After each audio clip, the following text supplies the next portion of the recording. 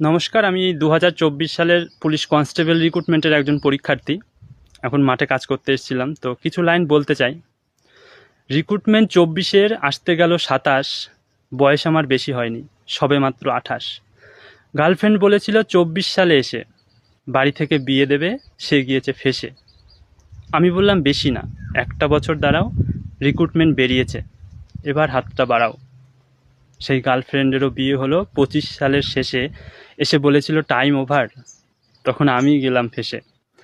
বাবার বয়স 60 পেরিয়ে, শরীর গেছে ভেঙে, বুকে তাহার অনেক আশা, বহু কষ্টে সংসারটা যাচ্ছে টেনে। আমি হলাম অ্যাসপির্যান্ট, পশ্চিমবঙ্গবাসী, চারিদিকে ভাতার লড়াই, সবাই তাতেই খুশি। রাতের পরে রাত জেগেছি চাকরি পাবো বলে। 24 সালের রিক্রুটমেন্ট এখনও আছে ঝুলে। ইঞ্জিন যখন ডাবল, তখন ডাবল বেগে চলো, হাজার হাজার শিক্ষার্থীকে কেন রাস্তায় নামতে হলো। কাঁধে আমাদের দায়িত্ব বহু, চোকাতে হবে ঋণ, অনেক হলো তালবাহানা, এবার রেজাল্ট দিন।